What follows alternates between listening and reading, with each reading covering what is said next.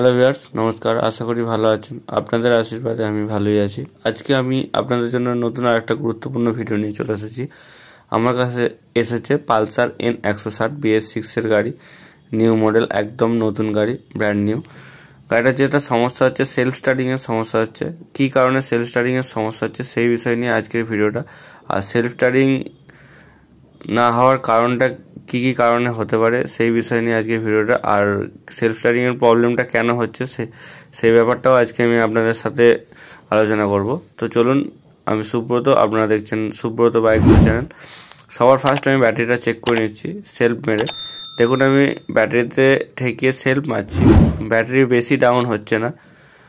Battery খুব বেশি হলে 9, 10, 8 এরকম ডাউন হচ্ছে। যদি ব্যাটারির সমস্যা হতো তাহলে একদম 6, 7, 5 এরকম নেমে যেত। তো ব্যাটারির কোনো সমস্যা নয়, আমাকে যেটা করতে হবে,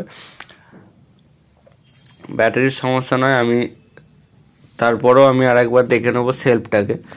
অনেক সময় কি হয়, সেলফের কার্বন শেষ হওয়ার মুখে এসে যায়, কিন্তু নতুন গাড়ি এত তাড়াতাড়ি সেলফের কার্বন শেষ হওয়ার কোনো কথাই নয়। তাও আমি একবার সেলফের কার্বনটা চেক করে নেবো। সেলফটাকে খুলে নিচ্ছি। সেলফটা খুলতে গেলে দুটো 8 নম্বর খুলতে হবে আর একটা 10 নম্বর, যেটা সেলফের কার্বনের সাথে যুক্ত থাকে সেটা। তো আপনারা সবাই ভালো করে জানেন যে পালসার গাড়ির সেলফ খুলতে গেলে কী কী খুলতে হয়।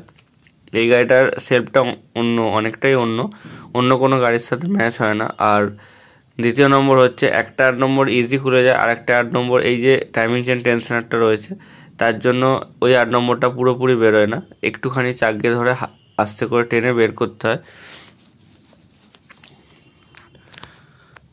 তো চলুন, আমি সেলফটাকে বের করে নিচ্ছি। আর সেলফটা খোলার জন্য টাইমিং চেন টেনশনার খোলার কোনো প্রয়োজনই নেই। টাইমিং চেন টেনশনার খোলার দরকার নেই। এই যে দেখতে পেলেন আমি যেরকমভাবে বের করলাম, নাটটাকে একটুখানি চাগিয়ে রাখবেন, রাখার পর সেলফটাকে ধরে টানবেন, অটোমেটিক বেরিয়ে আসবে। তারপর আপনি নাটটাকে তুলে নিতে পারবেন। ঠিক সেইভাবেই যখন ফিটিং করবেন সেইভাবেই ফিটিং করতে হবে। আগে নাটটা দিয়ে আস্তে করে ঠেলে জায়গায় নিয়ে যেয়ে লক করলেই হবে। তো চলুন, সেলফটা আমি বের করে নিয়েছি। সেলফটা নতুন গাড়ির সেলফ খারাপ হওয়ার কোনো কথাই নয়, তাও আমি আর একবার চেক করে নেবো যে সেলফটার ভিতরে কোনো সমস্যা আছে নাকি। সেলফটা আমি খুলে নিয়েছি, ভেতরে বহুত কার্বন জমেছে, মানে ডাস্ট। আমি আগে ভালো করে হাওয়া মেরে ক্লিন করে নেবো, নিয়ে আমি ফিটিং করব সেলফটাকে ফিট করে আমি আরও একবার চেক করব যে সমস্যাটা ছিল সে সমস্যাটা ঠিক হচ্ছে কি না।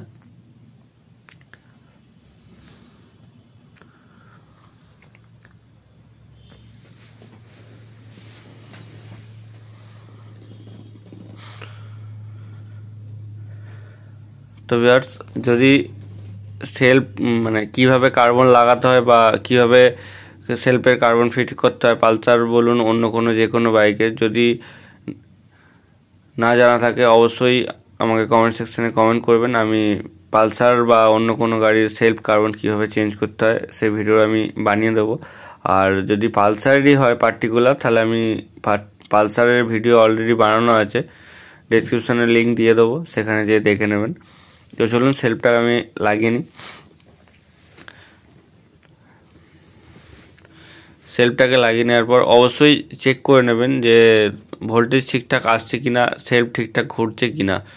তো চলুন, আমি সেলফ লাগিয়ে নিলাম। সেলফটা লাগিয়ে নেওয়ার পর যেটা সমস্যা, একদম সেম আগের মতনই আছে গাড়ি, এখনও কোনো সমস্যা সমাধান হয় না। তো চলুন, সবার লাস্ট যেটা করতে হবে সেটা আমাকে ম্যাগনেট খুলতে হবে। আমি ম্যাগনেটটাকে খুলে নিয়েছি। ম্যাগনেটটা খুলে নিয়ে দেখতেই পাচ্ছেন ম্যাগনেট আমার খোলা হয়ে গেছে। এর ম্যাগনেটের সেলফের ঘোরানোর জন্য দুটো রোলার, ভেতরে ওয়ান ওয়ে, আর এই যে দুটো পেনিয়াম দেখতে পাচ্ছেন, দুটো পেনিয়াম দিয়ে সেলফটাকে ঘুরছে। দেখুন, আমি সেলফ মারছি দুটো পেনিয়ামকে ধরে। যতটা স্পিডে ম্যাগনেটটা ঘোরা দরকার ততটা স্পিডে ঘুরছে না, দেখুন আস্তে আস্তে ঘুরছে। যেটা যেটা সমস্যা এখন যেটা বোঝা যাচ্ছে সেটা হচ্ছে ওয়ান ওয়ে থেকেই সমস্যা হচ্ছে। আর পালসার N160 এটা হচ্ছে সব থেকে বড় প্রবলেম। অনেক গাড়িতেই এই সমস্যাটা হয়। আর যখন নাট খুলবেন তখন অবশ্যই লক্ষ্য রাখবেন যে দেখেছেন নাটটাও একটু আলাদা, এর সাথে যে ওয়াশার আছে ওয়াশারও আলাদা। তো চলুন, আমি ম্যাগনেটটাকে খুলে নিয়েছি। ম্যাগনেটটাকে বের করার জন্য যেটা করতে হবে, এমনি পালসার নর্মাল পালসারে যেরকম থাকে, পালসার 150 বলুন 180 বলুন, ওয়ান ওয়েটাকে ঠেলে রাখার জন্য একটা ছোটো 8 নম্বর দিয়ে একটা পাতি লাগানো থাকে। দেখুন এটা হচ্ছে ওয়ান ওয়ের এমনি স্প্রিং সব ঠিকঠাকই আছে, যেটা দেখে বোঝা যাচ্ছে। আমি ওয়ান ওয়ে এবার বলগুলো আমি আপনাদেরকে দেখাচ্ছি যে পরিস্থিতিতে থাকে বল। দেখুন বলগুলো পুরো একদম মানে যে নিকেল ভাবটা থাকে সেটা নেই, পুরো খসখস হয়ে গেছে, যার জন্য এই সমস্যাটা হচ্ছে। সেলফটা ঘোরাতে চাইছি কিন্তু ঘোরাতে পারছে না, ওয়ান ওয়ে থেকে স্লিপ হয়ে যাচ্ছে। মানে সেলফ যতটা পরিমাণে ঘুরছে ইঞ্জিন ততটা পরিমাণে ঘুরছে না, তার জন্য গাড়িটা স্টার্ট হচ্ছে না। তো চলুন আমাকে যেটা করতে হবে, ওয়ান ওয়েটা ফার্স্ট পাল্টাতে হবে। ওয়ান ওয়েটা পাল্টানোর জন্য কী প্রসেস আছে, এর ওয়ান ওয়ে খোলার জন্য কি সিস্টেমে খুলতে হয় সেই বিষয় নিয়ে আমি আপনাদেরকে জানিয়ে দিচ্ছি। যে এর ওয়ান ওয়ে খোলার জন্য যেটা করতে হবে সেটা হচ্ছে, দেখবেন ম্যাগনেটের ভিতরে দুটো ছোট ফুটো দিয়েছে। এই যে দেখতে পাচ্ছেন আমি একটাতে অলরেডি পিন লাগিয়ে রেখেছি, এটা পিন নয়। এই ম্যাগনেটের এই ভিতর দিয়ে একমাত্র একটা জিনিসই ঢুকবে, যেটা হচ্ছে ভ্যালভ। আপনি সরু ভ্যালভ নেবেন, ভ্যালভ নিয়ে দু সাইডে দুটো ভ্যালভ ঢোকাবেন, একসাথে দু সাইডে দুটো ভ্যালভ দিয়ে আস্তে আস্তে ঠুকবেন। এই যে দেখুন ওয়ান ওয়েটা বেরিয়ে যাচ্ছে, এটা প্রচুর জাম থাকে, একটু সমস্যা হবে প্রথম খুলতে গেলে, কিন্তু আস্তে আস্তে ঠিক বেরিয়ে যাবে। দেখুন ওপরের দিকের পার্টটা ঠোকার জন্য ভেঙে গেছে, নিচের দিকের পার্টটা ঠিক আছে।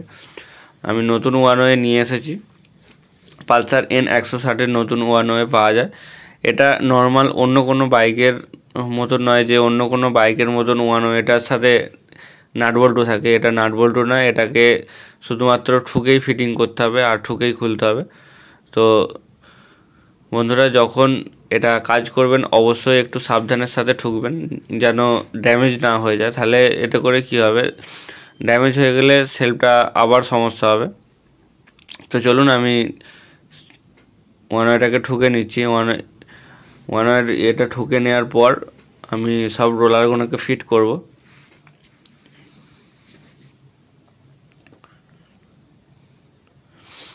তো ভিউয়ার্স আমি ওয়ান ওয়েটাকে ঠুকে নিয়েছি, দেখতেই পাচ্ছেন। এবার আমাকে যেটা করতে হবে, ওয়ান ওয়ের সব রোলারগুলোকেও আমি বসতে নিয়েছি। ওয়ান ওয়ের রোলার এর স্প্রিং নয়, এর ছোট ছোট পাতির মতন স্প্রিং, আপনারা নিশ্চয়ই দেখেছেন পাতির মতন স্প্রিংগুলো।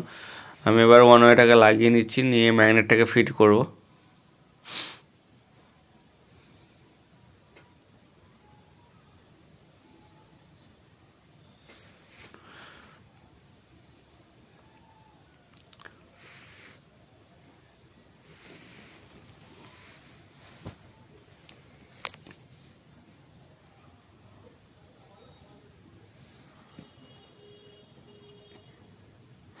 তো ভিউয়ার্স চলুন এবার আমি ম্যাগনেটটাকে ফিট করে নিই। আগে ম্যাগনেটটা ফিট করার আগে অবশ্যই এই জিনিসটা লক্ষ্য রাখবেন, ম্যাগনেটের চাবিটা গাড়ি খোলার সময়তেও লক্ষ্য রাখবেন। ম্যাগনেটের চাবিটা যদি পড়ে যায়, যদি চেম্বারের ভিতর ঢুকে যায়, তাহলে খুব সমস্যা হবে।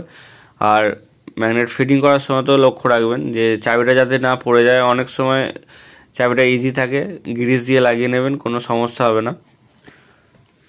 তো চলুন ওয়ান ওয়ে লাগিয়ে আমি ম্যাগনেট ফিট করে দিয়েছি। আমাকে এবার সেলফটাকে ঘোরানোর জন্য যে দুটো পেনিয়াম আছে ছোটো ছোটো, দুটো পেনিয়ামকে লাগিয়ে নিতে হবে। দেখুন কোম্পানি থেকে দিয়েছে দুটো পেনিয়ামের টাইমিং করে দিয়েছে, কিন্তু অ্যাকচুয়ালি টাইমিংয়ের কোনো প্রয়োজনই নেই, আপনি যেরকমভাবে ইচ্ছা লাগাতে পারবেন, এতে কোনো অসুবিধা হওয়ার কথা নয়, আর অসুবিধা হবেও না।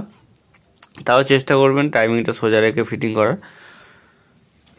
তো চলুন আমি ম্যাগনেটটাকে পুরো কমপ্লিট করে নিচ্ছি। পুরো কমপ্লিট করে নিয়ে আমি আপনাদেরকে সেলফ মেরে দেখাবো যে এখন ঠিকঠাক গাড়িটা স্টার্ট হচ্ছে কি না। তো ভিউয়ার্স যদি ভিডিওটার মধ্যে কোনো ভুল ত্রুটি হয়ে থাকে অবশ্যই ক্ষমা করে দেবেন। আর যদি মনে হয় ভিডিওটা এর থেকে আরও ভালো বানানো যেত, তাহলে অবশ্যই আমাকে কমেন্ট সেকশনে কমেন্ট করবেন।